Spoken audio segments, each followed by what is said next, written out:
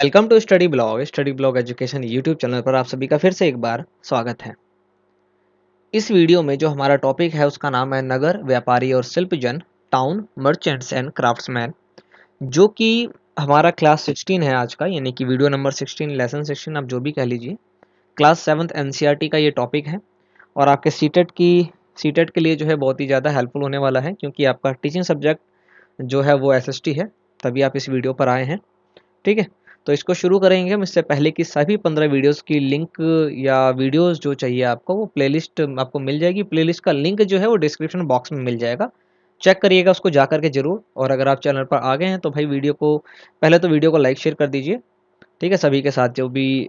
हाँ बिल्कुल भाई, इसे लाइक शेयर करना ज़रूरी है, बिना उसके तो काम चलेगा नहीं। और सब्सक्राइब जरूर करिएगा चैनल पर अगर आप आ ही चुके हैं, और बेल आइकन को ऑन कर लीजिएगा ताकि नोटिफिकेशन आपको टाइम पर मिल जाए। ठीक है, तो पहली बात तो ये कि ये जो है बेस्ड ऑन एनसीईआरटी है, एनसीईआरटी के बेस पर बनाई गई है। ओके, तो आपको दिक्कत लेने की कोई ज़रूरत नहीं है अगर आप तैयारी कर रहे हैं, और अगर आप चाहते हैं कि भाई जल्दी से तैयारी हो सके और एकदम बुक से तैयारी हो सके सीटेट के लिए आपके, तो ये एनसीईआरटी से ही बनाई गई है, तो आपको कोई दिक्कत होगी नहीं अगर आप इसमें से पढ़ लेते हैं तो। ठीक है, और पीडीएफ अगर आपको चाहिए तो आप टेलीग्राम पर ज्वाइन कर लीजिए हमारे को। हमारे टेलीग्राम चैनल का नाम है स्टडी ब्लॉग एजुकेशन, वहाँ पर जाइए, ज्वाइन कर लीजिए, वहाँ पर आपको पीडीएफ वगैरह मिल जाएंगी। तो चलिए शुरू करते हैं बिना किसी देरी के इस चैप्टर को, जिसका नाम है नगर व्यापारी और शिल्पजन। बाईलिंगुअल है बेसिकली, इंग्लिश और हिंदी दोनों ही लैंग्वेज में आपको यहाँ पर देखने को मिल रहा है। ठीक है, तो भाई मेहनत लगती है इसके अंदर, और बस रिवार्ड में आपसे क्या चाहिए, यही चाहिए कि भाई आप सब्सक्राइब करें अगर आप आ ही गए हैं तो, लाइक शेयर करिए। तो देखिए सबसे पहला पॉइंट है प्रशासनिक केंद्र। ये लाइन जो है नोट्स की तरह बनाए गए हैं, जो आपके क्या कहते हैं एग्जाम के लिए काफ़ी ज़्यादा इंपॉर्टेंट है ना, उन चीज़ों को रखा गया है इसके अंदर, फालतू की किसी भी चीज़ को नहीं रखा गया है। तो ये मत देखिएगा कि भाई ये तो स्टार्ट कहाँ से हो रहा है, एंड कहाँ हो रहा है, इस चीज़ को मत देखिएगा। ठीक है, तब आपको समझ में आएगा, अदरवाइज समझ में नहीं आएगा। तो पहला पॉइंट है प्रशासनिक केंद्र, एडमिनिस्ट्रेटिव सेंटर। वर्ष के 12 महीने बहने वाली कावेरी नदी इस सुंदर नगर तंजावुर के पास बहती थी। तंजावुर के बारे में हमने पिछली ही वीडियो में जस्ट पढ़ा है, उसको देखिएगा जरूर। और यहाँ पर आपको एक नंबर का क्वेश्चन देखने को मिल गया कि तंजावुर नगर जो है, इसके पास ऐसी कौन सी नदी है जो 12 महीने बहती है, तो वो है कावेरी नदी। ये इंपॉर्टेंट चीज़ है, ये छोटी छोटी चीज़ें ही एग्जाम में पूछी जाएंगी आपसे, इसलिए वीडियो में लास्ट तक बने रहिएगा, बिल्कुल भी स्किप वगैरह मत करिएगा और जाइएगा मत। ठीक है, आए हैं तो डेफिनेटली आपको चीज़ मिलेगी, ऐसी बात नहीं है कि आपको नहीं मिलेगी, आपको पॉइंट से नहीं मिलेगा, आपको कुछ और बताया जाएगा, ऐसा नहीं है। ठीक है, एग्जाम से रिलेटेड ही चीज़ें आपको मिलेंगी, तो देखिएगा ज़रूर। और ये एक एक पॉइंट पर आपको ध्यान देना है। ठीक है, राजा राय चौल, ठीक है, राजा राज राय, ये नाम पूरा एक साथ है, राजा राज राय चौल द्वारा, तो देखिए चौल वंश की बात हो रही है इसके अंदर। तो राजा राज राय चौल द्वारा निर्मित राजराजेश्वर मंदिर की घंटियां बजती हुई सुनाई देती हैं। कहाँ पर? तंजावुर के अंदर। तो राजराजेश्वर मंदिर जो है वो कहाँ पर है? तो वो तंजावुर के अंदर है। ठीक है, तंजावुर में कौन सी ऐसी नदी है जो 12 महीने बहती है? तो वो कावेरी नदी है। और तंजावुर का जो मंदिर है राजराजेश्वर मंदिर, उसको किसने बनाया था? तो राज राय चौल ने बनाया था। 3 क्वेश्चन 1 लाइन, खटाखट एकदम, समझे। लोग नगर के वास्तुकार कुंजर मल्लन राजराज पेरुथचंद की वास्तुकला की प्रशंसा करते हुए नहीं थकते। इसका मतलब ये जो वास्तुकला है राजराजेश्वर मंदिर का, जो पूरा का पूरा स्ट्रक्चर तैयार किया है, वो वास्तुकार कौन है? तो कुंजर मल्लन। ठीक है, ये आपको ध्यान रखना है। ओके, हमें वास्तुकार का नाम इसलिए पता है क्योंकि उसने गर्व से अपने नाम को जो है मंदिर की दीवार पर उत्कीर्ण करवा दिया था। ठीक है, तो दो जो है नाम आपको ये भी ध्यान रखने पड़ेंगे। तो ये तो नहीं पूछा गया, लेकिन आपसे राजेश्वर मंदिर के बारे में और नदी के बारे में और किस राजा ने इसको बनवाया था, ये चीज़ आपसे जरूर पूछी जाएगी। तो 3 क्वेश्चन ईजिली आपको यहाँ पर देखने को मिल रहे हैं, और इसी प्रकार से सवाल भी बनते हैं।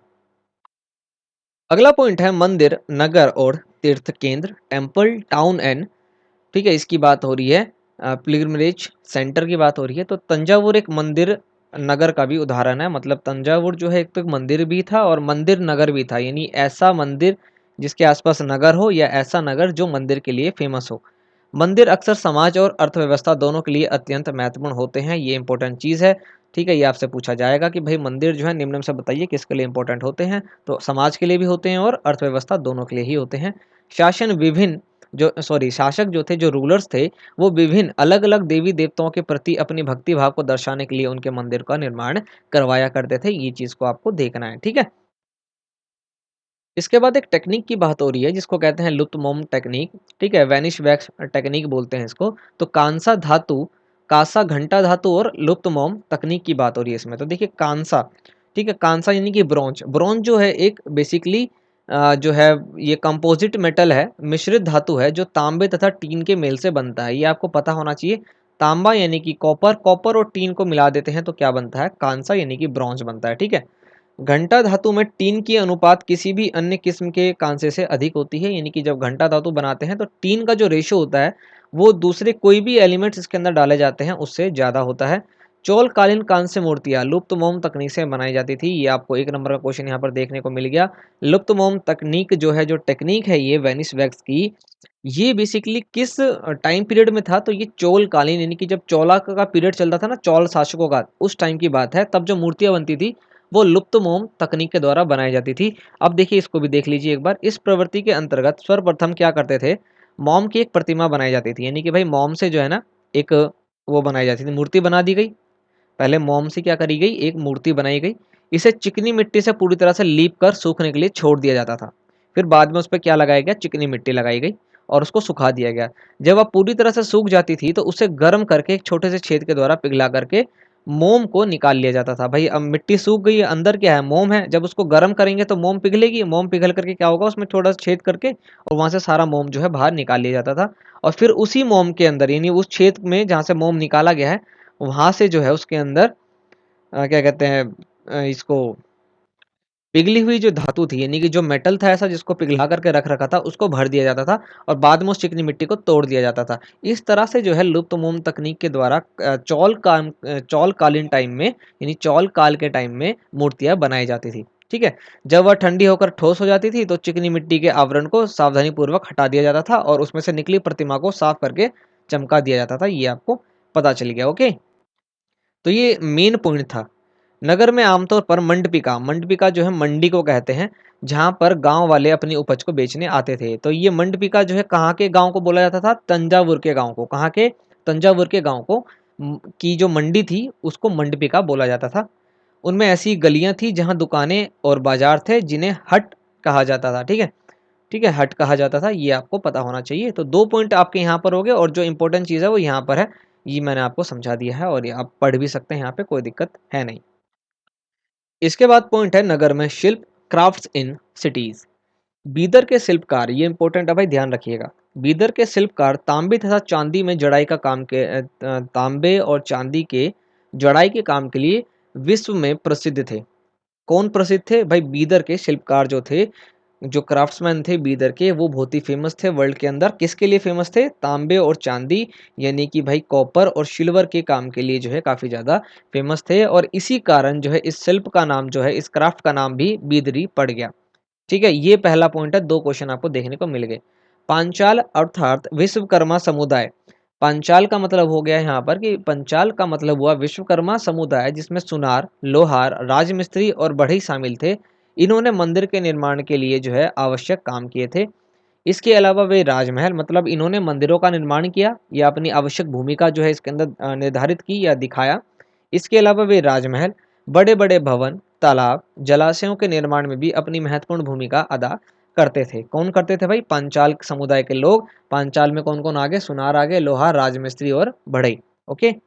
इसी प्रकार सालियार और कैकलवार जैसे बुनकर भी समृद्धशाली समुदाय बन गए और वे मंदिरों को भारी भरकम दान दक्षिणा दिया करते थे। ये आपको मालूम चल गया होगा यहाँ पर।